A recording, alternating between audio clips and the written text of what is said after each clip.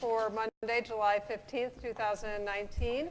Our invocation this evening will be offered by Elizabeth Strobel, pastor of Trinity Presbyterian Church. Here she comes. If you would please stand for the invocation and remain standing for the Pledge of Allegiance.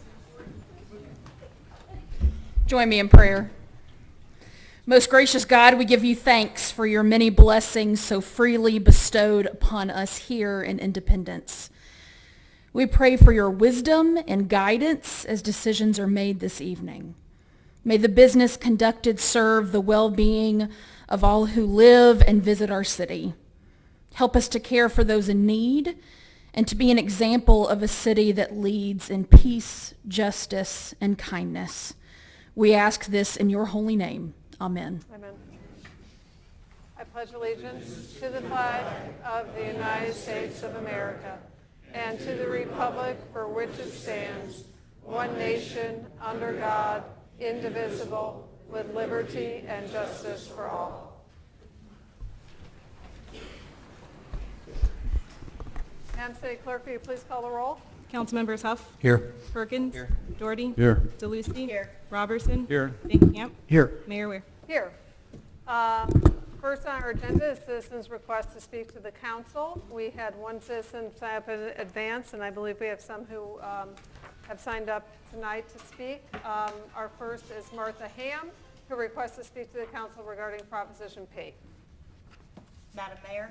Yes. While we're waiting for Yes. Ms. Ham to come to the podium, I wondered if the council would indulge me and move to suspend the rules to allow our city residents to speak. Second. Been moved and seconded to suspend the rules of order to allow non-residents to address the council this evening. Is there any discussion? Hearing none, please call the roll. Councilmembers Huff. Yes. Perkins. Yes. Doherty. Yes. DeLucy. Yes. Robertson. Yes. Van Camp. Yes. Mayor Ware. Yes. Ms. Stan? There you go. Got that settled, I guess. Mayor Weir and council members, my name is Martha Ham, and I have lived in Independence all of my life. When I was younger, I spent many, many days passing out ballots for things that were good for the city or working for people whom I thought would be the best candidates for independence. And now we have Proposition P coming up. And I've seen something occurring this last year that concerns me. It seems there's an orchestrated culture of aggression throughout the city, throughout the departments, against the poor, the mentally challenged, and disabled citizens. This is not what Independence has stood for. We have always been an economically diverse community, large homes on the same block as modest homes. First, I noticed the Queen City Motel being torn down. No one could buy that property and build another motel. It just vanished. Next, the Beauty Rest Motel, which was an example of vintage travel accommodations, was just demolished. It could have been improved and used as shelter for people in need. We don't want those people around. Instead, we have another empty lot. Then the motel at I-70 and Nolan Road was the next victim. Terrible people there. That was a loss of 110 units that some people could have found shelter while they were looking for a job or another place to live. A 16-year-old boy was pulled over by the police, shoved to the ground with their knee in his back, 3 sets of guns pointed at him. One mistake and he would have been dead. His crime? They thought his car was too loud. Recently, there was a visit at my house of police officers. Nothing going on. Another false, anonymous call. 4 of them. So, since I had tickets because I missed a court date in February, and you can look at an Examiner letter to the editor in February for that information, I was taken to jail. Now, the arresting officer was very polite. He got my transport chair And he pushed me down the 70-foot ramp, and I said, I can't get in that van. I can't even step up one step. And some nice young man, he said, oh, she's just faking it. And I said, well, when you're 79 years old, I hope you got the same troubles. So they got a car, and the space for the car was very small. And I'm sure it was to contain violent criminals. Anyway, I was doing my best to get in there, and I couldn't get my right leg in, so the officer was very polite. He took off my shoe, he took off my brace, and I squished my leg down into that little space. Then we went to jail. Then he repeated the process and wheeled me into a cell. And I said, I've got to go to the bathroom. Where is the handicap accessible bathroom? I have to go to the bathroom. Nothing. A steel toilet 12 inches off the floor, no bars to pull yourself up with. And it gets really messy after this. So pretty quick, it wasn't long, somebody came and said, well, you've been bailed out. And so I said, I can't get up. So 2 ladies came in to help me get up. We spent over $3 million of taxpayer money, and we do not have one cell that is equipped for handicapped persons. You have 1 minute. Pardon? You have 1 minute. left. Only one? Well, I have other examples, but I guess time's not going to permit it. Well, after all these examples I've given, I am for Proposition P. It is the right thing for our businesses and for our city, but we need to have a third entity as part of the police department, kind of like an officer-friendly part of the police department, a one-stop storefront connection point. A suggestion would be a parties over station. Come in for shelter, make a plan, drug rehab, whatever. We need shelter for single adults and independents. There is a serious need for that. So Proposition P is a great idea for pets, police, and our people. Thank you. Thank you, Mrs. Ham. Thanks. What? There is a need for that. Okay. Yes, it is.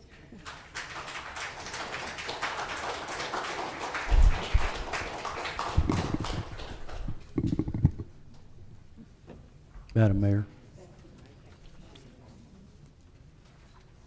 Oh, thank you. Madam Mayor, Yes.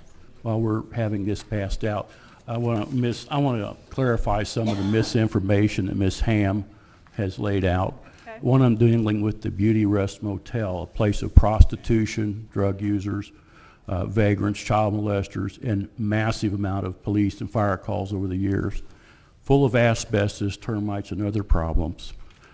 We tore that down, and there's 3 brand new homes there. It is not an empty lot. There are 3 single-family homes there now, and no more problems. Thank you, Councilman. Okay, our next speaker is Kenneth Love, who wishes to speak about public safety. Mr. Love. Thank you, Madam Mayor, City Council. I've been missing in action for about 3.5 weeks now. Because the last time I was here, I was mad. And I'm still mad, but I'm not going to be upset about what I'm mad about. I want to help the city save some money. Since nobody answers their telephones, why have them? Get rid of the telephones. I've called this man, I've left a message. I've called City Council, left message. I've called, oh wait a minute, what is that? Rental Ready program. Still waiting for that call. These calls are coming in, and nobody's calling people back. This is over 3 weeks. Specifically, that man, over 3 weeks. Mr. This Love, board, over excuse me 3 for weeks. One moment. This had is public indicate- safety. Okay, This is all about public safety. okay. And then where I'm going with the public safety issue is a project that is being done on Highway 78, 23rd Street, Lee Summit Road, whatever you want to call it, of replacing the water lines. This has been going on for over 2 months. Sidewalks are closed. Just go out there yourself, ma'am, on a Friday or Saturday or Sunday, and observe the people that are handicapped, wheelchair, trying to get to Hy-Vee. Use a detour. I wonder where that detour takes you. You see a sign that says detour, but it takes you north on a dead-end road. Takes you up by a bunch of woods. So how are people really supposed to take a detour? The only detour I can see is from a sidewalk to the street, and they're putting their lives at risk. I know you've driven by it, Madam Mayor. I know you know what I'm talking about. It's a shame that this project is going on as long as it is. It's a shame contractors not being forced to do the work on great days. They're nowhere around. You look for their truck, you look for men working. Nah. The other night they had the street closed. They had Lee Summit Road closed though. What were they doing? I have no clue because there was nobody there. If you were headed south now from Truman Road, on Lee Summit Road, headed south from Truman towards 23rd, there are signs up that says road closed ahead. Ain't nothing closed, but the signs are standing there, the cones are out on the side of the road. Nothing going on. So, city manager, city council, instead of calling me back, how about doing something, please, for the safety of the public? Thank you. Thank you. Our next speaker is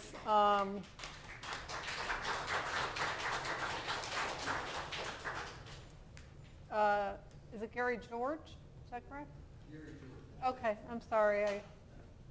Who wishes to speak to the council about retirement? Mr. George. Yes.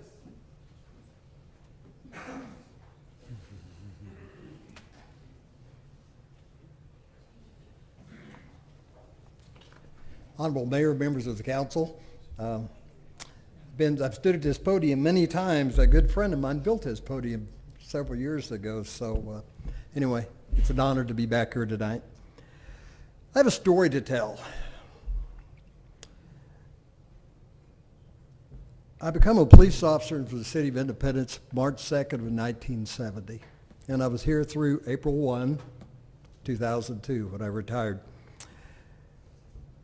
But the story is about when I was a police sergeant. I was a police sergeant. It'd been about 1978, and I had applied for a job with the federal government as a special agent, was accepted. And my captain, Rondell Stewart, the future mayor, sat me down and he says, "Gary, don't do this. Don't leave." He goes, "We may not have the highest salaries, but we have the best benefits, the best retirement, the best health insurance that will be here forever until they shovel dirt on your grave." February 11th, 1987, I was promoted to police captain, and I become in charge of all hiring of police officers, dispatchers, detention officers, all civilian personnel. I preached that story to every applicant and employees that were considering to leave for other agencies. I would set them down and talk with them and say, the City of Independence is the best. Don't leave, stay. We have we have adequate salaries, but we have great retirement benefits, great medical retirement that will take care of you and your families until your death when you leave this earth. In 2001, I was offered an opportunity to take a director of public safety job in Alpharetta, Georgia. I did. I was eligible to retire from here, and I left. I retired. I spent 32 years and 1 month with the City of Independence. I was the Director of Public Safety overseeing police, fire, and all emergency services in Alpharetta, Georgia, a suburb of Atlanta, for 16 years. I preached to those employees and applicants and to their mayor council about the city of Independence, Missouri, the best place you could ever be. If you look at their police department, their fire department, they operate just like Independence, Missouri, because I took it there. This is a great place. I retired from there in 2017. Most recently, and I didn't plan to, but I was asked to be the interim police chief at O'Fallon, Missouri last December. So from December of 18 till June of this year, I was the interim police chief at O'Fallon, Missouri. And you know what? I took the same story to O'Fallon, Missouri about they were bickering and fighting with the police union and stuff, and I sat them down and told them, I said, this is not necessary. This is how we did it in Independence. It works. I'm only telling you that in my 48-year career in law enforcement and public safety, this is one of the best places you could be anywhere. I've seen a lot of agencies. This is as good as it gets. But I will tell you, in June, when I heard about this situation with the health insurance, I was shocked. I thought, not the city of Independence. This is what I told. I told many of these folks out here. I hired them. I was the guy that hired them, told them, probably Chief Halsey, that this is the best place to be. And I only plead with you tonight, don't take this away from the retirees. This is what we have preached to the retirees, the applicants, and police officers, all the city employees for years and years and years. Don't take this away from them. This is what Independence, Missouri is about. I look back at all the different mayors, Rondell Stewart and Barbara Potts and Mr. Carpenter and Don Reimel. I knew Don Reimel when he was a carpenter working, and his wife was at the water department. You have 1 minute. Thank you. I'm nearly done, but I'll tell you what. Let me tell you one last thing about this city of Independence. I had two uncles. My oldest brother were firefighters here. They're all deceased today. I have a niece and a nephew by marriage that are retired from the city. They're almost post-65. They're pre-65 right now. They're retired from here. I have a very close cousin that's retired from here, a pre-65. We've all worked for the city of Independence, like all of these folks. This is a great place to work. And I understand that the retirement plan changed last year for new applicants. That's fair. That was fair. You voted on it, and they know what they're getting when they're about. But folks, the people that were hired 5 years ago, 10 years ago, 32 years ago, 48 years ago, as I was, it's not right, folks. Don't take this away from them. Thank you. Thank you, sir.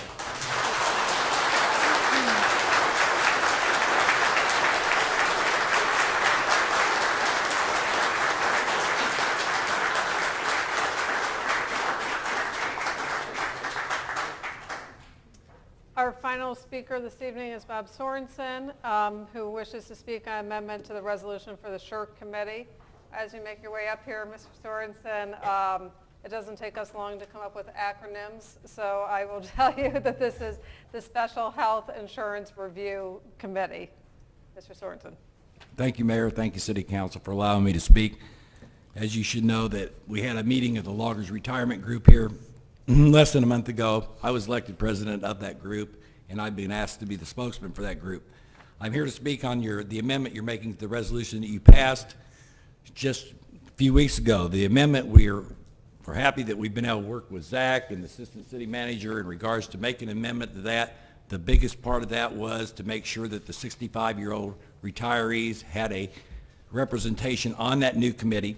I do want to work as hard as I can to see if there is something that we can come up with the city in regards to the health insurance problem, as we all know that it's occurring. I want to really appreciate Gary George speaking in front of me. I worked for him as a chief, and everything he said I would agree with 100%. I believe it is a contract with the city has made with their employees. I'm hoping that the resolution, the amendment passes tonight. It is an improvement. It helps give us a voice that we feel we need to have on this new committee that we did not feel we had in the original resolution. I want, like I stated before, I've talked to the city manager, assistant city manager. I believe we can work together to try to come up with things. There is information I need through them that I've requested. I'm hoping I'll be able to obtain so that we can look at all the avenues that are out there. Not just some, not a select few. The idea of this committee, in my opinion, is that we're going to look at everything and see if we can come up with something better. But I will need information that the city manager is aware of in order to pursue that. I have all good intentions to try to pursue that to see if we can come up with something better. I don't know at this time. I just ask you to support the amended resolution and see if we can move forward on this issue and see if we can come up with something that's going to work for the city and the retirees. I appreciate the time. Thank you. Thank you.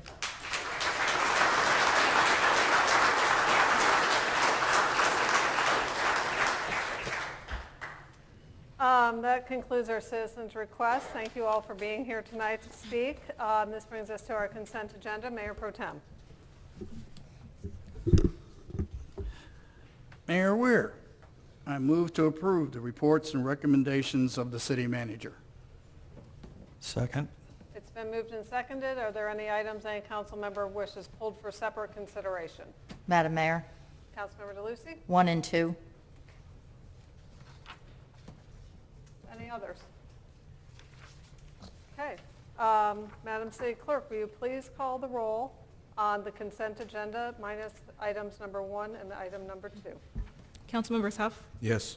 Perkins, Yes. Doherty, Yes. DeLucy, Yes. Robertson, Yes. Van Camp, Yes. Mayor Weir. Yes. Councilmember DeLucy, number 1. Item number 1 is authorizing the city manager to enter into an amended lease agreement with the Independence Chamber of Commerce in order for all of our tourism division to move to one central location, as I understand it.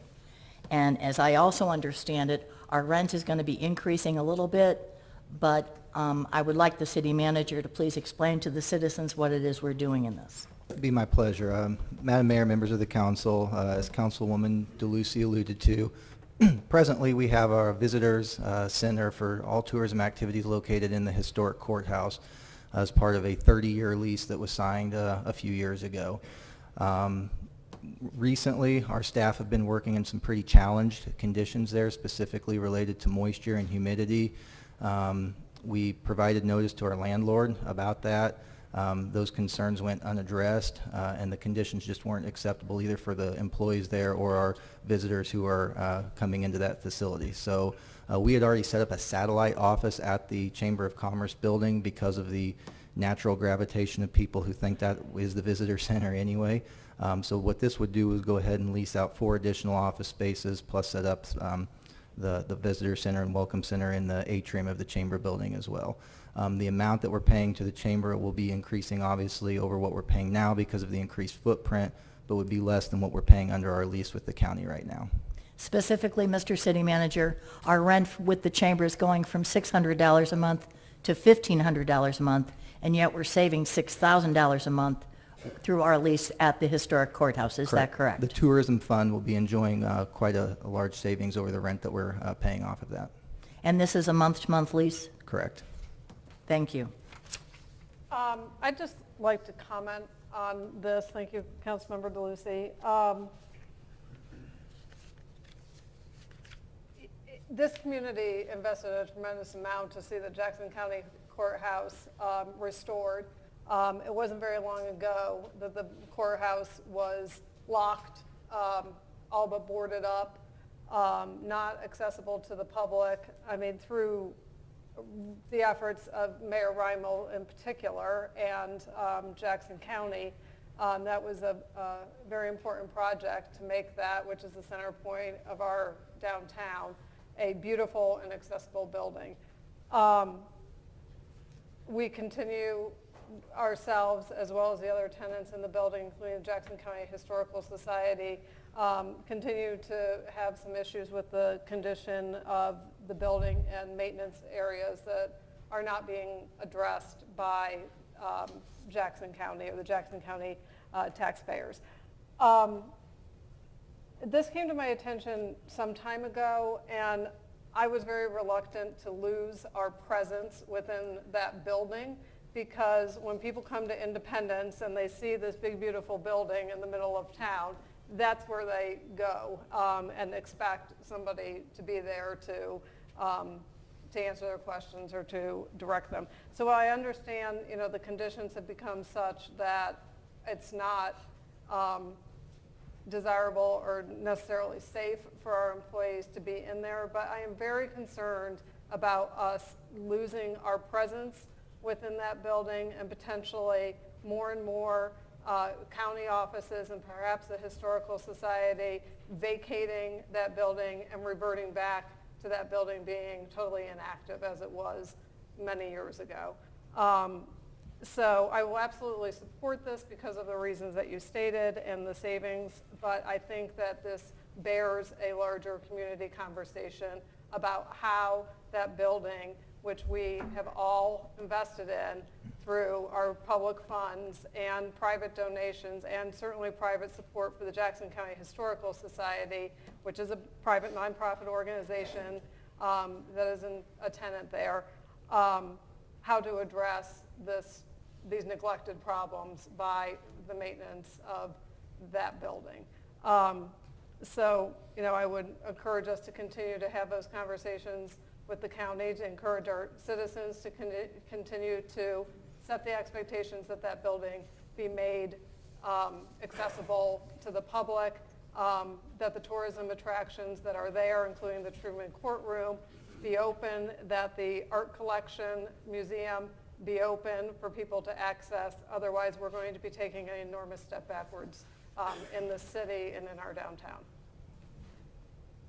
Madam Mayor, I agree with everything you've said. I just wish that the county would do something to make it habitable, because right now it is not safe.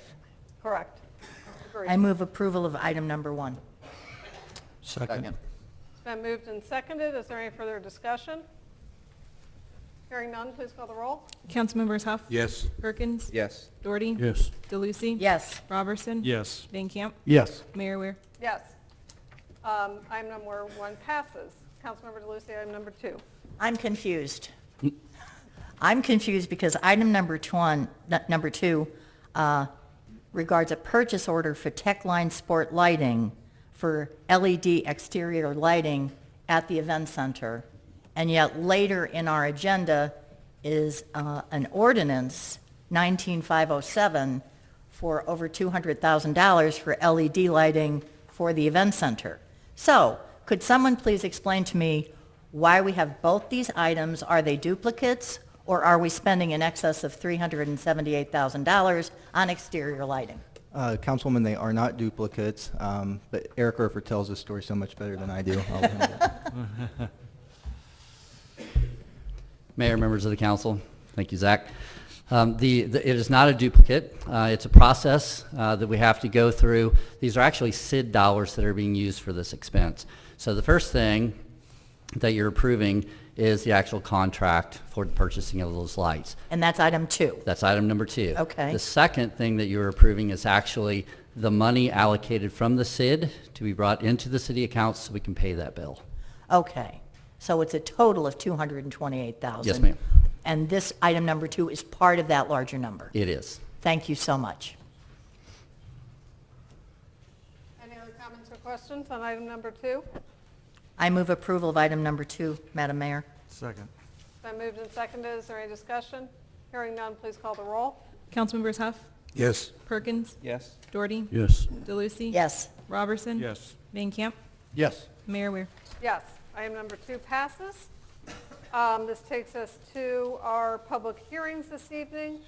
The first is a public hearing for the amendment to the Unified Development Ordinance, Chapter 14 of the Independent City Code relating to medical marijuana facilities in Section 14-201 14-301, 14-302, and 14-4, 14-421. This is a full public hearing. Mr. Scannell. Good evening, mayors, members of the council. This amendment is regarding medical marijuana facilities. It does a couple different things. First, it adds the definitions to the Unified Development Ordinance. We took those ordinances directly from Amendment 2 of the Missouri State Constitution. The second thing that it does is that it takes those uses and identifies which zoning districts those uses are allowed in. And then the final thing that it does is that it sets out the conditions that those uses have to meet, dealing with the hours of operation, buffer, that sort of thing. Staff went to numerous seminars and workshop that both the Mid-America Regional Council put on, as well as the Department of Health and Senior Services gathered all this information and have boiled it down into the ordinance that you have presented before you. This is a program that is predominantly a state-run program. The amendment has given local governments very limited control over the land use. The amendment states that cities can regulate the time, place, and manner of these uses. But it goes on to state that the ordinances that local governments put in place cannot be unduly burdensome. So what you have before you is kind of what we have boiled down since January of this year, so about 5-6 months of work, and I'm here for any questions. Mr. Scannell, this was at each of our places this evening. It was 14-421-02 buffer requirement. Is that something different than what was in our packet? Madam Mayor, if I could address that? Yeah. I don't know where this came from. From me. Oh. It came from me. Oh. I spoke with Mr. Scannell earlier today and noticed that there was a little bit of difference between our proposed amendment 14-421-02 and what I have prepared and placed in front of everybody's seat tonight. What I have presented and placed in front of everybody's seat tonight is the language from the Missouri Register, Okay, which so came let's- out after our proposed ordinance. Okay, gotcha. So let's have the public hearing, and then we can discuss that when we read the ordinance and have council discussion. So thanks for clearing that up. So this is a full public hearing. Is there anyone present who would like to speak on this item? For or against or for comment? Okay, the public hearing is closed. Madam City Clerk? Bill number 19034, an ordinance amending Chapter 14 of the Independent City Code pertaining to medical marijuana facilities. Second and final reading. Okay, Councilmember DeLucy, would you kick us off and talk about the buffer requirement, please? To continue on, yes, Madam Mayor, and I apologize for this late notice. I did not realize there was a difference in the language until late this afternoon. Okay. And I, at 4:30, I think, sent it to the city lawyer, to Mr. Scannell, to Mr. Walker.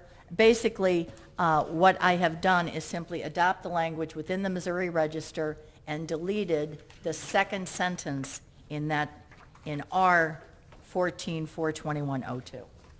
Could you just, if you have it in front of you, would you just read it so we, rather than looking, Okay. look it up? What our proposed ordinance said was that the measurements should be made in a straight line without regard to intervening structures from the exterior building of the medical marijuana facility to the daycare. What the Missouri Register said was it's got to be from the external wall of a facility, but you shall go, how do I want to say this? Along the street, it's not a straight line. You cannot, the way our ordinance talks, we just ignore the fact that there's a building in the middle, and we would say it's a shorter distance. Whereas what the Missouri Register does is you have to go along the street, so that you have to go down, for example, Noland Road and then down 23rd Street. We can't just cut across. So all I've done is adopt the Missouri Register language instead of our language, because as I understand it, we'll have to amend our ordinance. Okay. If we don't do it tonight, we're gonna have to amend it in a month. I So see. why don't we just do it right the first time? Madam Mayor, Yeah. Yes. I've got a copy of that too that Karen put out. I've got a friend that lives in Oklahoma. They've just recently opened that up out there. And the state there doesn't cap how many facilities they can have, whereas here in Missouri, they're by, I think, congressional district or something. So he was telling me that these places are, whoever fills out an application for a business license, they're opening these things absolutely everywhere. Now, Missouri, we can't cap them, and that's fine, but they have a certain amount of licenses that will be issued. So in a sense, it somewhat caps it. But what we haven't looked at, I don't think, is the realization that probably within 5 years, all bets are going to be off on this stuff like Colorado, and in anybody, there will be no limit to the license in. It will probably become recreational within 5 years, and we're going to kid ourselves if we don't think that it will be. At that time, the state will pull back on their cap of congressional districts, and anybody can open one of these in any closed gas station. Will have these more than Starbucks. So as we've seen that Lee Summit has done, and we just read in the paper that Blue Springs did, it's my amendment, which I would like to incorporate Ms. DeLucy's in it, we would put this where it would be a special use permit. We're not saying you can't have them, or you can only have 2 or 3. We're just going to tell you where you can't have them. You can't have them like in the historic district. You know, so if you had so I'm going to have an amendment. I'm going to offer an amendment. I'm going to read it. So what it would be, we would have a special use permit that the council would find out where they want to put this and then approve if it was a good location. And that would include the cultivation facility, so there's not a weed growing place next to a vacant lot somewhere, you know, because it's a vacant lot, a dispensary, or medical marijuana infused products. So you would have somebody making marijuana gummy bears next to your house, okay? And this happens. So we don't cap it, but we just say that's really not the best place to put it. And it would come to the council because maybe that district's going through revitalization or something, and that really isn't a good fit. The second part, and here I'm going to I've got copies of these if you'll pass those out. The second part is basically mirrors what Councilmember DeLucy said: 1,000 feet in the church, the daycare, a public building, a public park, a library, a hospital, and it tells the measurement, but hers, we're going to do her, I think her measurement sounds better. The other one, 2,500 feet from another medical marijuana dispensary, and we can have whichever way you want to measure that. Here's property line to property line on this one, because we don't need one on every corner next door to each other. Also, my friend said that in Oklahoma that we ought to really look at our sign ordinances, that the signs of these places have been just crazy, the amount of signage they have and what the signs say, and they're not necessarily offensive, but it's almost looking like Las Vegas Strip out there now. Also, 1,200 feet from our historic Truman Library, and we would not allow them in any of our historic districts, because you wouldn't want somebody opening up of something in a district that's historic and have a lot of traffic and business in an area like that. You know, we cap a lot of things. We've capped payday loan businesses, you know, and we had all the talk on that, and that's been really a good thing. We've capped pawn shops. That's worked out. You know, pawn shops, everybody would steal it and pawn it in the middle of the night, so we throttled that back. Tattoo shops, it's anxious to tattoo a teenager who can live only in the moment. Discount smoke shops owned by mostly Middle Easterns who will sell anything out the back door. We've limited trash trucks on the streets. We've limited fireworks stands. We have different restrictions on business license. So the other thing is, when this thing was opened up by the state back in whatever the first of the year, we had people come down to the window and make applications for these. And I guess there's several, I don't know how many down there, but they were taking applications. And then when we realized we had no way of controlling this or wanted to see what the state, we froze it, and that's where we've opened this back up. We all remember the story about the trash company that got a license that shouldn't have, and now we've got a mess. So the last part of this is anybody that's in line that had already put their paperwork in, they're basically still in line, so we don't repeat that mess. So that's the amendment I would like to make to this evening.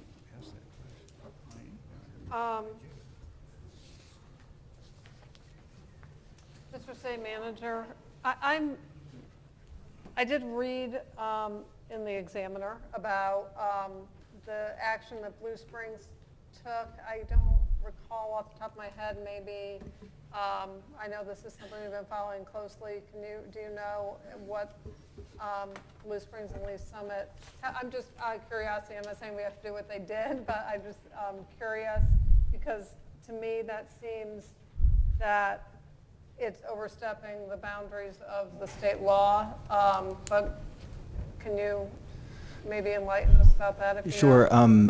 John Mayfield out of my office has been tracking this, has been to several seminars on it, so I'm going to have him address that very quickly. Okay. Thanks, Mr. City Manager. It's my understanding that the City of Blue Springs has made some changes to their code regarding their downtown. I haven't been following Blue Springs as closely. I've been kind of following more things around the state. I don't know if Tom has anything he'd like to add to that. I'm trying to remember what Lee Summit was doing. I think they were following a ordinance that was similar to ours, that was dealing with the 1,000 feet from churches, schools, and daycares, and the hours of operation were similar to what we had. So.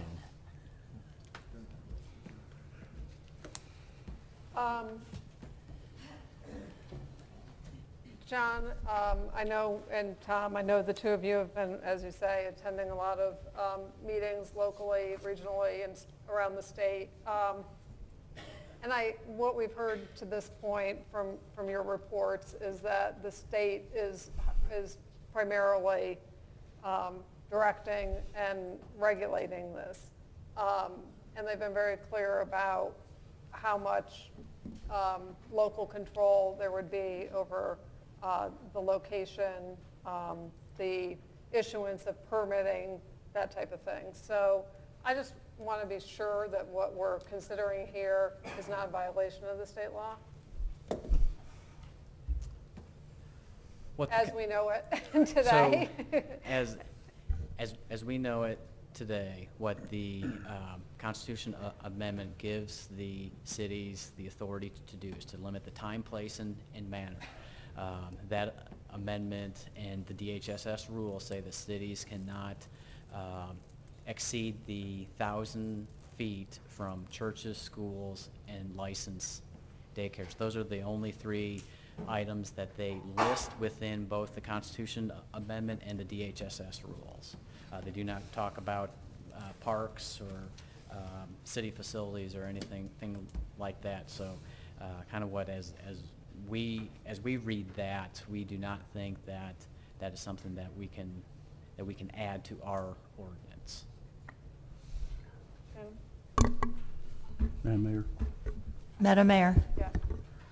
I'm just going to have Shannon offer your legal opinion on this. Sure. Yes, I've been following along and reading this and spoke with Tom earlier tonight. And the state is very specific that we can only regulate time, place, and manner. So to put extra burdensome requirements on applicants is something that we don't recommend at this time.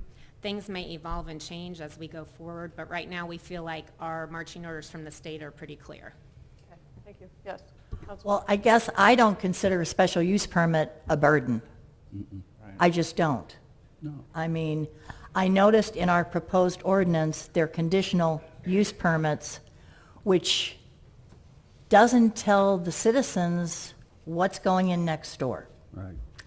And I do not believe that having an application process where the neighborhood finds out that this marijuana store is going to be opening next door, that should be out there. And the neighborhood should know about it, and they should have a voice in it. This is brand new territory. Mm-hmm. For us to delegate what I consider a very sacred duty, the welfare of the city, to somebody else, even though it's a conditional use permit, I don't think is appropriate. I agree a special use permit is absolutely necessary. If in 6 months we find out, gee, we don't need it, okay, we can always release it. But to do a conditional use permit on such uncharted water is not a good idea. And Congressman Doherty, I just cannot. Councilman, boy. What did I say? Congressman? I'll take it. It pays better. That is better. Bigger pension. Yeah, bigger pension. Okay. I don't know about this 2,500 feet or 500 feet. I mean, the only thing I read today was the 1,000 feet and how you measure it in the Missouri Register, and that's the only thing I'm concerned with. But I am concerned about that last paragraph where you say in this proposal that any application that was submitted prior to the adoption of the resolution shall be processed and granted. I cannot support that. I just I'll explain can't. that. What it is they had people come down. I don't know, maybe Tom knows how many, or Mr. Scannell knows how many they had come down. And they were coming to the window making the application. And by granted, I mean if they have got all their fees and all their requirements, they shouldn't be precluded because we stopped it and now we've opened it again. But it's open for everybody. It is. It's still And- open and- for everybody. It was and- open for everybody when they started this, and then halfway through the application, we stopped taking the applications, is what we did. But you're saying we should grant it blindly. No, I don't no, know no, who in no, the no. world No, came it to should be, make an no, I'll application. tell you what, you can take granted out, processed. Processed period? Yeah, take granted Okay. out, processed. Okay. We had people in good faith come down, pay, I don't know if they had to pay a fee, fill out a paper, I don't know what it was. But it's my understanding, they were coming down there, and then this is what prompted the discussion is, oh, hey, we got people down at the window getting these licenses. Right. That's what prompted us to stop taking them and work this thing out. That was like, man, we better get on the ball here. So take granted off, that's fine. Okay, because But the thing is, let's go back to what the time, the place, the manner. We can't cap them, but the place, there's the loophole in it, the place. We can say, yes, you can have the dispensary, but you can't have it in the historic Waldo area. You can't have it in the historic Inglewood area, or you can't have it on the square. But you can have it over at 23rd and 291 or something like this. So this gives us to where it's going to work, because 24 Highway has got residents, and they went down there with everything 200 feet back of the street is commercial, even though it's a house. I know it. So you've got places like that all over town that are bizarre, that they're homes that are in residential areas, yet they've got commercial zoning. So all this would do is say, hey, yeah, you can have this facility, but this is not the location we want it. So it's not going to, I don't think that's overly burdensome. We approve where they have a lot of different businesses, through the business licensing. So the only changes I want to incorporate your buffer requirements in on the first one, and then take the word granted out. So we just want to process them. Let's say they didn't send in the right fee. Okay, we don't process it, or they've got a felony record, or whatever it is that kicks them out. Well, But they had people who sent them in. and I understand that, and I don't want to stand in the way of progress or anything, but I don't want to blindly No, I agree. approve anything. I am not going to approve, Sure. and especially if they're a non-conforming use. Right. No way, Jose, it just Right. doesn't work that way. Well, I agree. So we can And take- where's the 500 feet from a residential district or residential dwelling? Is that in the register, or No. Colorado, or? No. I think that might be, Well, it's a special use permit. They can still have it, they just can't have it next door to my house. and it doesn't violate, excuse me, Mr. Scannell, would that be okay under the state guidelines at this point? So I remember, thought it was a remember, penalty. Tom, you're giving legal opinion now, right? Okay, Shannon. Tom's been studying this with me as well. This is legal and zoning, and, it all gets intertwined at some point. So I have confidence in Tom's opinion, absolutely. The state has not spoken specifically on this item. So we hesitate to adopt something that the state hasn't told us we can do to err on the side of not being unduly burdensome. That's the clear direction that we have. Councilman Robertson, I'm going to get to you in just a moment, but while we're on this, before I lose my train of thought, I think Councilmember DeLucy's amendment's appropriate because it's more updated than what we had because of timing, so I have no issue with that. My concern, what we're being asked to do this evening, as has been brought forward to us by the Planning Commission and the staff recommendation, is just to set some basic zoning, which is what we're required to do by state law, is to set some zoning. These other things, we're not prohibited from adding these later if we feel that we could have the opportunity to reach out and say, are these things that we have the authority to do? I'm concerned about doing something and then having the state come back and say, no, you can't do that. And then in that situation, what would happen? I mean, is it as simple as saying, oh, whoops, we didn't know, and have another reading and take them away? Or how complicated would that become if we were to overstep our authority? It depends. Ultimately, I suppose if we imposed unduly restrictive and burdensome requirements and someone went through our process and was not approved for their zoning for their property, or weren't given a permit because they were in the wrong place or didn't get a special use permit approved or whatever it was, when they have a final decision, they could engage in litigation with the city. And that will be the true test of these regulations and how people will start questioning what does unduly burdensome mean. Right now, we are advising you to follow what the state has told us. We haven't had any test cases yet, so we don't know specifically what that's going to look like going forward. But right now, we're asking you to err on the side of caution with what we do know. Okay, Councilman Robertson? So a couple things. First of all, I wanted to ask you some questions from Council Member Doherty's amendment to the amendment. I guess that's what it was, right? Amendment to the amendment.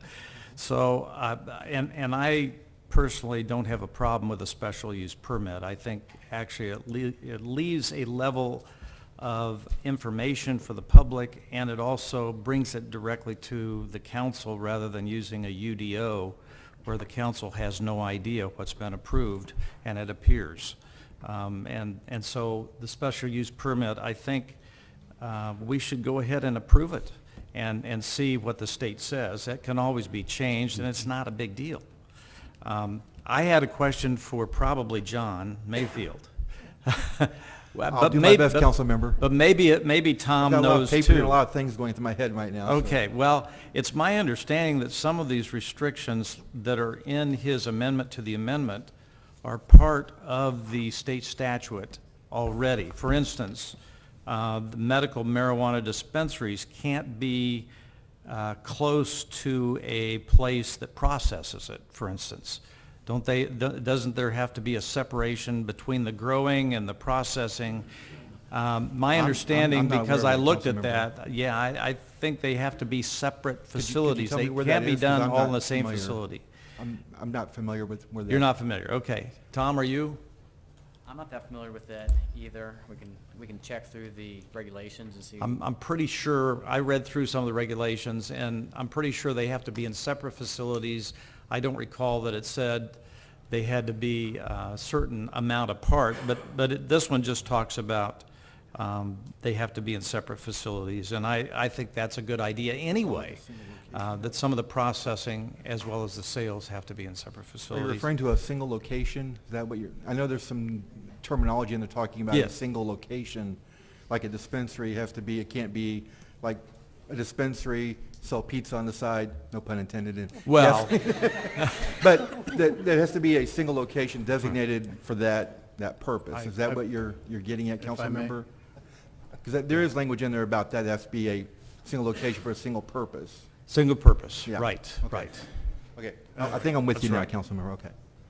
And then the last paragraph that Councilmember DeLucy brought up, to go ahead and process those that have already been filed, they'll go through the same process. So they're going to be processed with everybody else. I don't see that Councilmember Doherty, that's a big deal to even have that in there because they're already going to be processed the way with everybody else's. They're in line first. Right, They that's- have their place in line. Yeah, exactly. So- That was the Correct. point. That Is was that the correct? point. Correct. Without them, without those businesses getting their permit approved by the state, Right. it doesn't harm the city whatsoever. It's those that they get their permit from the state, those will be first in line. Okay. And then the last comment I had was that, in the future, and this isn't something for this discussion, but we need to tighten up our smoking ordinance to include vaping. And of course, we want that to be included with these facilities as well. So we don't want vaping in these facilities, and they can't smoke in them anyway. But those things need to be looked at, and hopefully we have staff, I think, working on that now. We're going to be looking at that maybe in the next month or so, at least before the end of the year.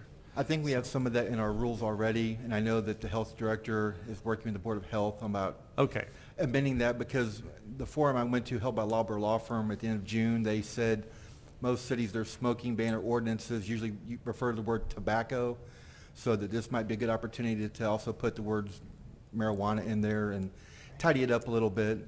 And I know that's what the health director has been doing, and I know, and as I mentioned in the memo I sent to the council last week, everyone involved in this, all the stakeholders, do not believe it's going to be available and out on the streets per se until the first quarter of 2020. So we do have some time on some things to tidy things up, get more guidance from the state as this process goes along. And I know some of the council you've mentioned about this is a new program, and as I mentioned, the Planning Commission, there will be probably some trial and error. We went to a forum with the state medical marijuana director, and he kind of acknowledged this is kind of, gray territory, and we're going to kind of learn as we go together. And so it might be a little bit of a bumpy ride, but I think we've got a good handle on it. Madam Mayor? Councilman, I'm sorry. I think what you're talking about here is the growing facility, and they have to be so far, and they have to have it against what it is. Okay. Yeah, that's already in there, and right. But they can't get a place until we designate the places that are going to be selling it, because you have to establish one before you can say how far away they have to be from what it is, and no place has been done yet. The problem I have here with the buffer requirement is on two levels. One is, if you have a property that's 2,000 feet long and you're on the back side of it, that's 1,000 feet from nothing. I mean, and if there's the church that goes down here, I mean, the reason, and I don't see this as an undue hardship, it's just like you were saying, no vaping. Well, we don't know that they can't say that's an undue hardship, that they can't sell vaping or something like that. Until these things are established. I mean, if there are children on the back side of the church and the driveway's in the front, and that lets them be in that close proximity. I mean, I think the reason we wrote it up the way it is so that we could avoid those things. It would be property line to property line, and because we can't, I mean, we can't say that this place and that place. I mean, if this is an undue hardship, they'll tell us about it, and we have X amount of time. But this gives such a open freeway to it, you know. And I just got this tonight, which is one of your pet peeves. So if we could put this off to look at this thing for a little while, we have the time. Thank you, Madam Mayor. So to the buffer requirement, Councilwoman DeLucy, just to clarify, your amendment is the information that was given to the new state regulations, so we would be adopting the current state regulations for the buffering? Yes, Okay. that's all. And that's all I stole the language. It's not Karen. Correct, sure. Fair enough. So this is definitely some new charter territory that we're moving forward here. And I don't normally want to get too crazy with the caution. But I think this time we should probably move forward a little bit more aggressively, put some placements in so we can monitor put some safeguards so we can monitor the placements of where these facilities are going. I think that's important. I think we should do this, move forward, let the state come back with us and talk to us if we might have stepped out of our bounds a little bit here. I'd rather kind of go in that form and direction and manner.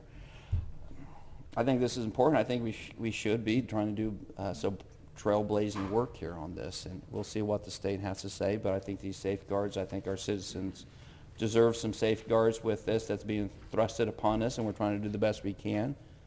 So I will be in favor of, if you make the motion or have you move that forward there. I'm here, Will. Can I ask a question? I don't have a particular, although we haven't had an opportunity to really review this, as just came forward this evening.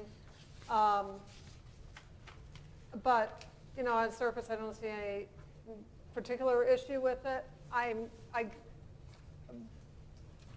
But if we, you know, any ordinance that we adopt goes into effect 10 days after we vote,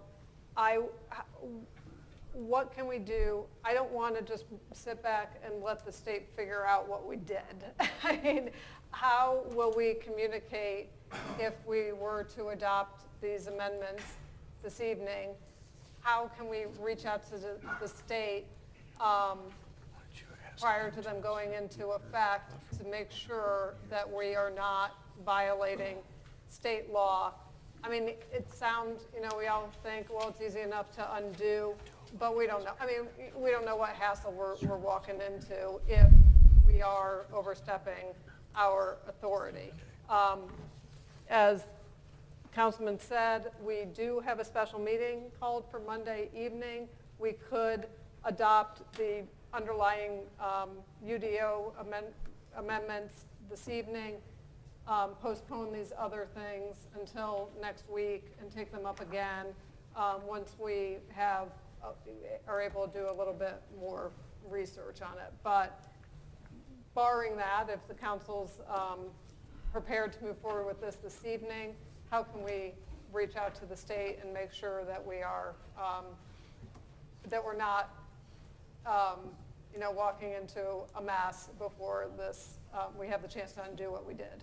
Sure, and I'll defer to Tom and John on that, because I think they've had more direct communication with those folks and can better let us know if we have a direct line with the state and what that might look like as far as those discussions go.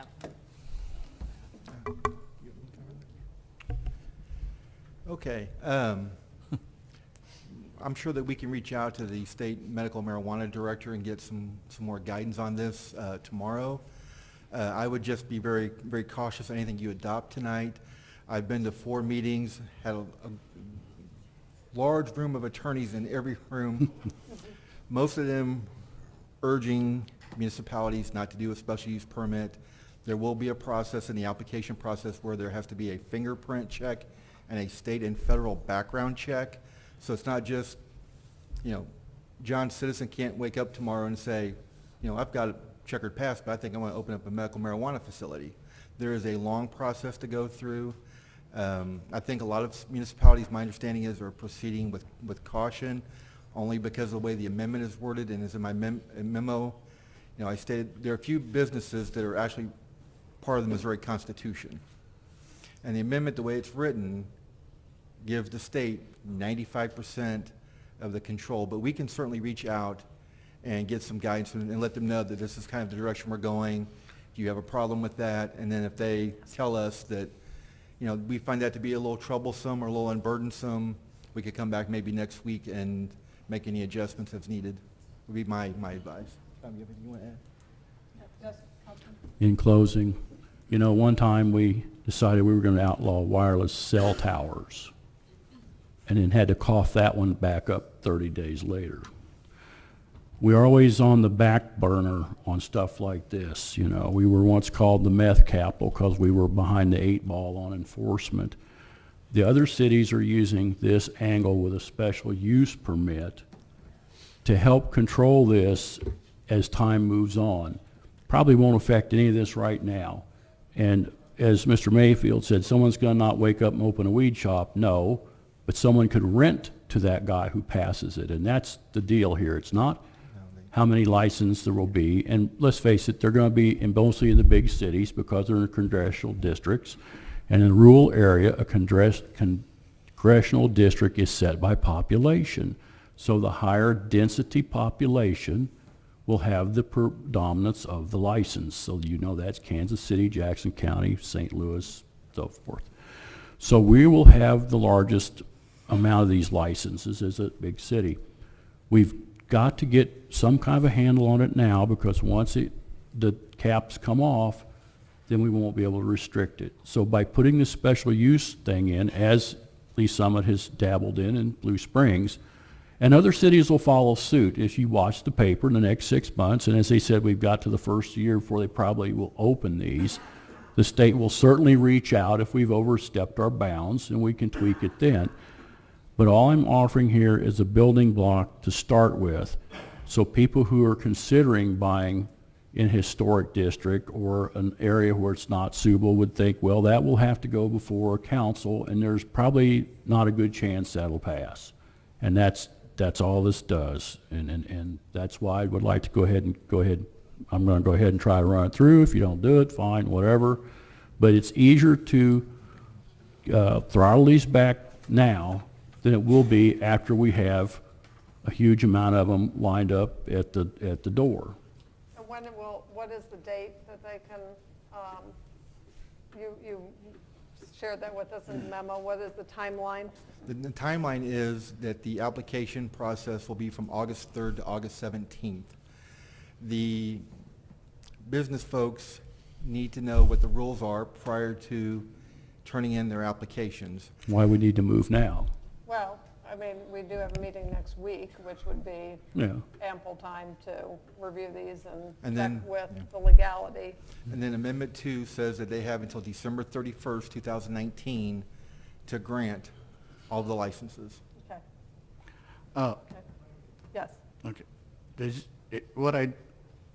What I would like to move off, I have no problem with your special use, but the buffer, I think that the previous buffer we can put it in and then redo this if we have to.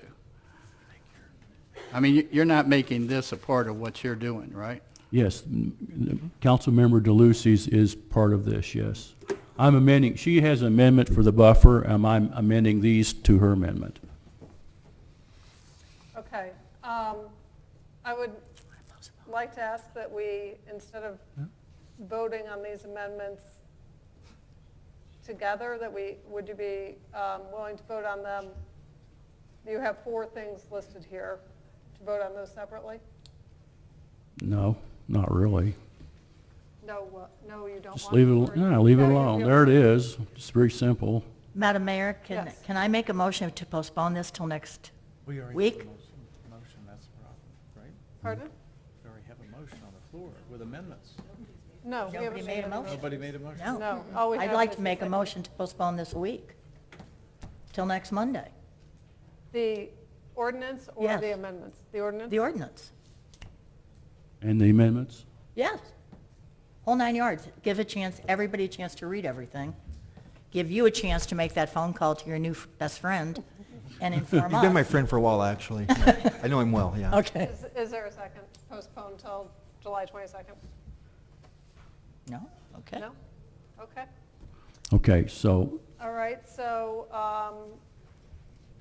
Madam City Clerk, what order do we take these? Well, somebody needs to make a motion. Yes, okay. Yes. And before I make a motion, I want to be clear about this.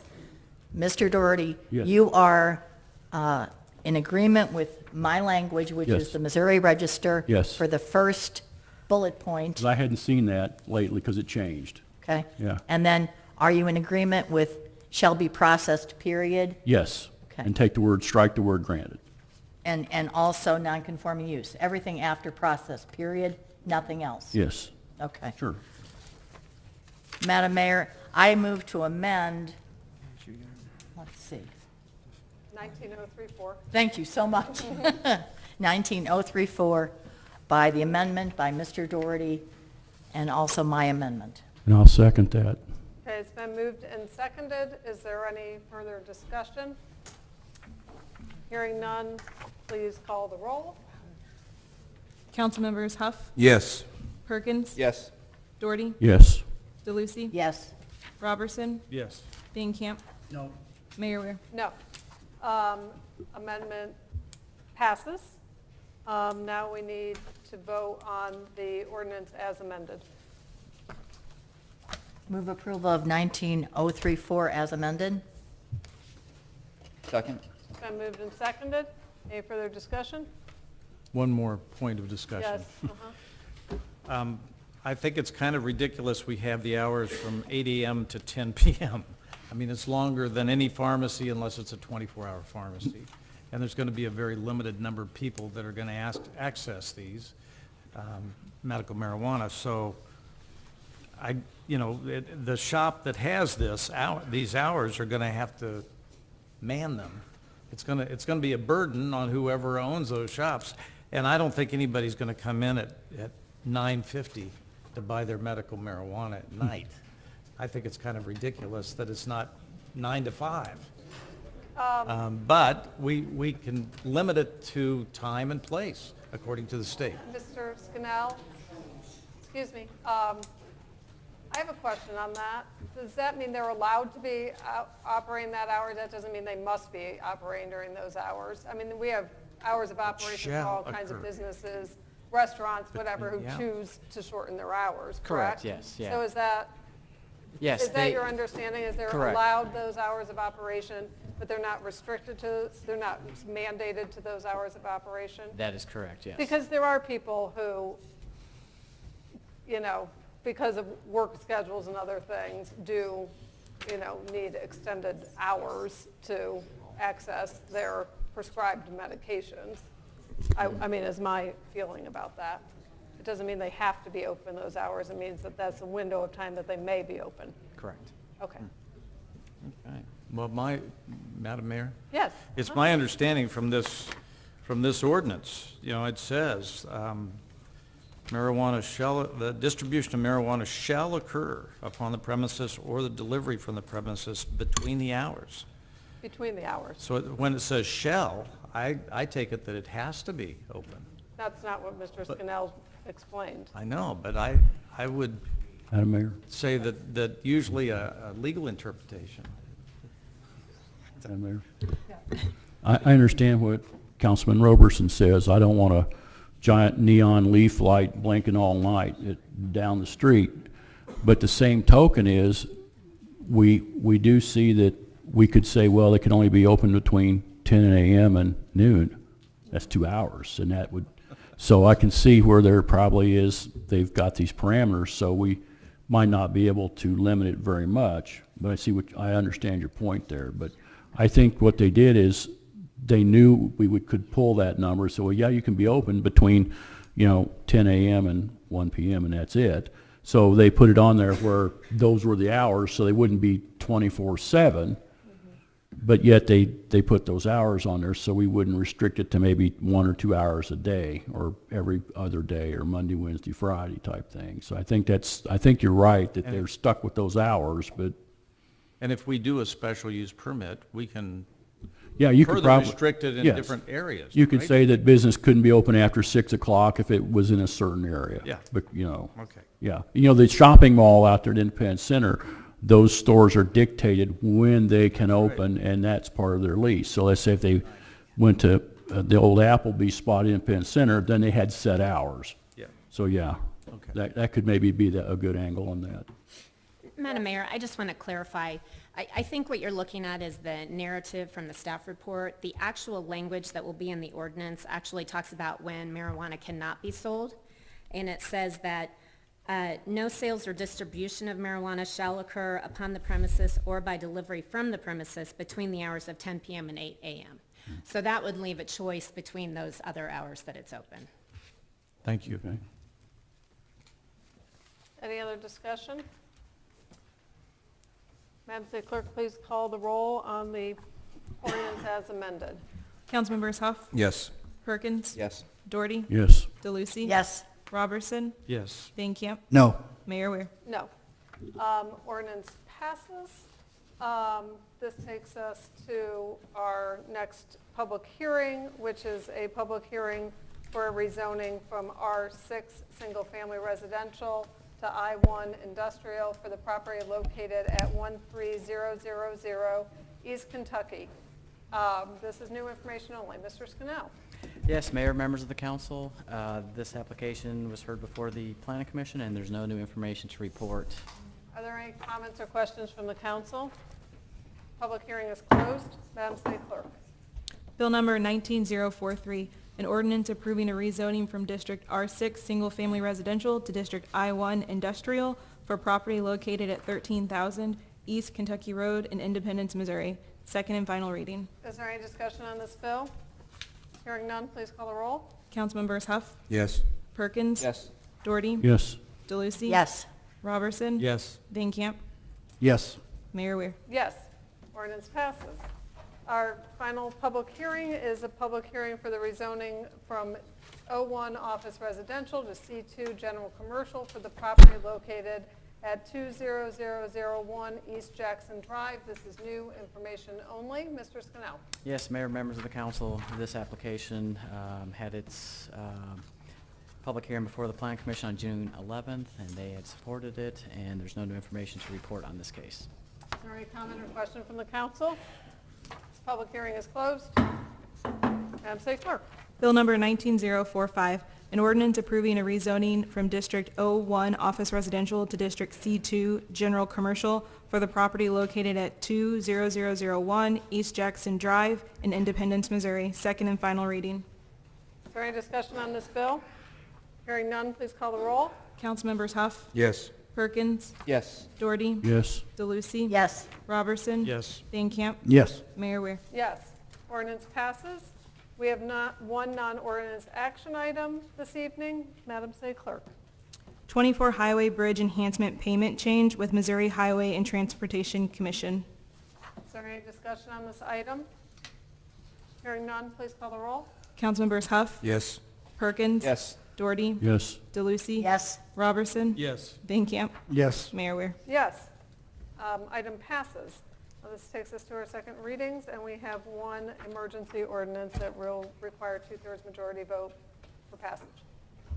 Bill number 19040, an ordinance authorizing acceptance of the 2019 Midwest High Intensity Drug Trafficking Area, HIDTA, Memorandum of Understanding for the Investigative Support Center Initiative and related documents with the Kansas Bureau of Investigation for a grant award in the amount of $154,722, making the necessary appropriations, authorizing future change orders for additional funding and/or time extensions, and authorizing certain future appropriations. Second and final reading.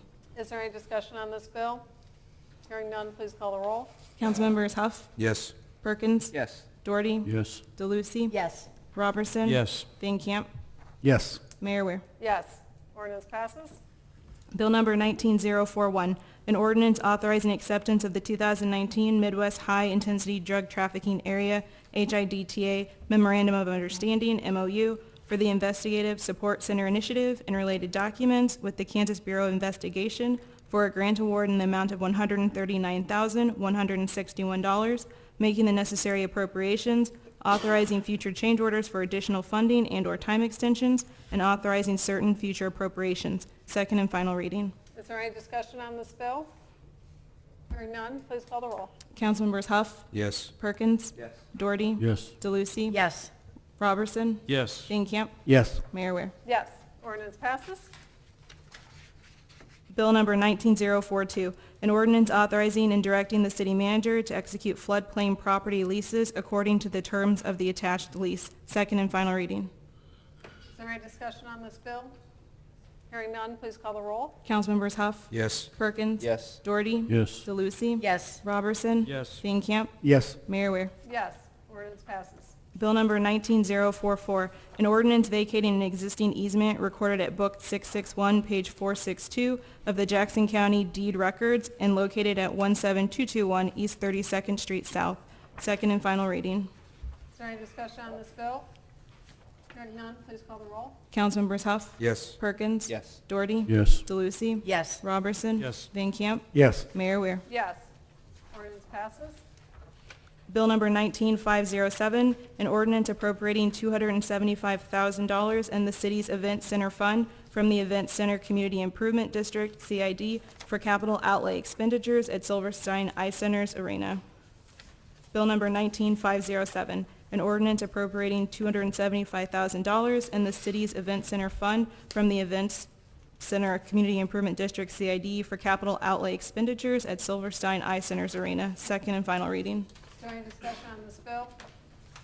Hearing none, please call the roll. Councilmembers Huff. Yes. Perkins. Yes. Doherty. Yes. DeLucy. Yes. Robertson. Yes. Van Camp. Yes. Mayor Ware. Yes, ordinance passes. This concludes our agenda tonight. We do have council member comments. I'll start on my right with Councilmember Doherty. Thank you, Madam Mayor. Madam Mayor, I've always enjoyed the city's drop-off that they have over at, by the old animal shelter. It's been very reasonable. Whenever I have a bunch of limbs down on the property that I can't saw up or can't haul, I take them over there, clean out the outbuilding and the accumulation and so forth. And I know we're trying to break even and not go in the red on stuff, but we've taken a pretty large increase on those fees lately. I don't know if everybody knows that. I've gotten a couple of calls on it. And it's so high now that I'm concerned that people will not go there and they'll revert back to dumping wherever they can dump, and then the city will expend money cleaning it up. I looked at cleaning out an outbuilding that I had accumulated some stuff over the years I just didn't need anymore, and I got to figure out how many pickup truck loads it took. I was actually cheaper going to Ted's and getting a dumpster for 2 weeks at $275 than I was taking it by truckload out to there. So what I'd like to do is, if the city manager would just have somebody take a look at the fees realistically and see from when we first started to what the fee is now. And I get it, we probably can't cover costs as it is, and I know that's probably what we're doing.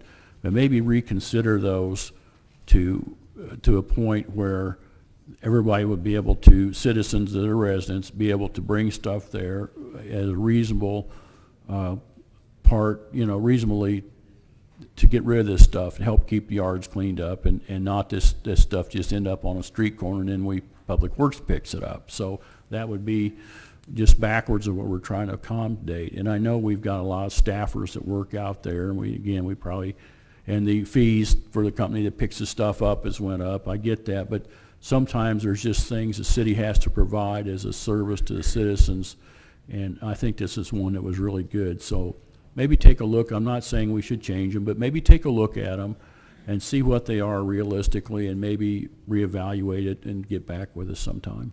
We can go take a look at that. We did that as part of the budget. You might Right. recall. I get it. We were only collecting about 75% of our cost of operation. Sure. So when those are on a Saturday, Sure. We pay overtime for Get that. it. We moved that to about 90% cost recovery, but we'll take a look at ways that we could try to work with that. It went up quite a bit. I mean, if you look at what it was and what it is now, and put it side by side on a chart, it's a pretty healthy increase, and it to the point where, again, I was cheaper going out to Ted's and getting a dumpster than a couple of pickup loads in there. So I just don't want to have people to figure out that that's now prohibitive, and I don't want anyone dumping on the streets. That's certainly not going to help us either. So it's something we really kind of have to balance out, and I get it. There are weekends, it's the only time you have to do that, but take a look at it for me. Will do. That's it, Madam Mayor. Thanks. Councilmember Perkins. Nothing tonight, Mayor. Councilmember Huff. Nothing this evening. Councilmember DeLucy. I just wanted to give my thanks to the Bingham Wagner volunteers. They had a craft festival on Saturday. It was very well attended. On the third floor of that structure is models by a resident of the city. He has done miniature models of the Wagner estate and the craft area. It's very well done. And the Spirit of Independence Band just delighted everybody in the crowd. I encourage people to continue going to our festivals and our historic sites. It's wonderful. Thank you, Madam Mayor. Thank you. Councilmember Robertson. Thank you, Mayor. Mm-hmm. Turn that back on. Yes, I want to agree with Councilmember DeLucy. It was a wonderful Saturday. I was there for part of that at the Bingham Wagner, and there was a good crowd. They had a lot of booths there, so it was nice to see a lot of folks come out, even from outside Independence. I just wanted to say something about the animal shelter and congratulate Christina Heinen, who has gotten that up and running. I think she's kind of spearheaded that. But all those with the city that have helped organize and hire and rehire some of the folks that have been out there. The city's been under the gun because it was going to close. The county was not going to continue managing that facility. So I think it's a wonderful thing that the city has stepped in. We do have the funding budgeted for this year because of the general fund that has funded part of that in our contract that was in place before with the county. So I think the animal shelter will continue as good as it's been, maybe even better than it's been in the past, and I think it will be a lot more responsive to citizens of Independence even than it has been in the past, and it will continue to be a no-kill shelter. So that just leads me into the Prop P, which is on the ballot here in August, and I just wanted to mention that because this year's funding is set, so between now and next July 1st, so the funding for that animal shelter is in place, but as of July 1st next year, the funding is in doubt because we don't have the funds to continue running it like we're running it this year, next year, unless this passes. So today, I understand, was the Amazon sale day. Somebody told me that today. And so everybody that bought things on Amazon did not pay any sales tax to Independence, but they had to pay it to the state of Missouri. So the 4.25 went to Missouri, but Independence didn't get our 2.25% sales tax because that's physically not in the city of Independence. And if this use tax passes, then we will be collecting that 2.25% use tax on sales from Amazon and everybody else as we start to see in the years ahead the sales tax amounts in Independence go down because brick and mortar stores sales are going down. So I would encourage you to support this Proposition P, and it will also help fund more police officers in Independence, which I think we desperately need. So thank you, Mayor. Thank you. Councilman? Nothing tonight, Mayor. Thank you. Two things I wanted to mention. As Councilmember Robertson said, we have today taken over operation of the regional animal shelter as of 6 p.m. So they are busy out there getting it ready. It's very, very quiet right now, but it won't stay that way as they start accepting animals in the next tomorrow. There is going to be an open house on Saturday at the shelter. Meg, what time is that? 11 a.m. to 1 p.m. 11 to 1 out at the regional animal shelter. If you've never been there, I encourage you just to come out and take a look. If you have been there in the past, please come out and visit again and meet the staff and the volunteers. They've had a tremendous, tremendous response from volunteers. I think many of the trainings had more than 20 or 30 people at them each. So as with everything in the city, we could not do it without our passionate volunteers who come and help, so that's all going very well. As that's opening, our Truman Library is closing, so it will close at the end of business on Monday for the 12 to 14 month renovation of that wonderful facility, thanks to the generous support of so many private donors, and especially want to recognize Senator John Rizzo, who helped helped the Truman Library to secure a significant contribution for the state of Missouri to enhance our presidential library. So this is your last chance to see it before it closes and reopens next summer or fall. They will have free admission Saturday, Sunday, and Monday. So I encourage those of you, again, if you've been there before, take one last look. If you've never been there, then you should go, for sure. Mr. City Manager, anything else this evening? Nothing tonight, thank you. Okay, we are adjourned.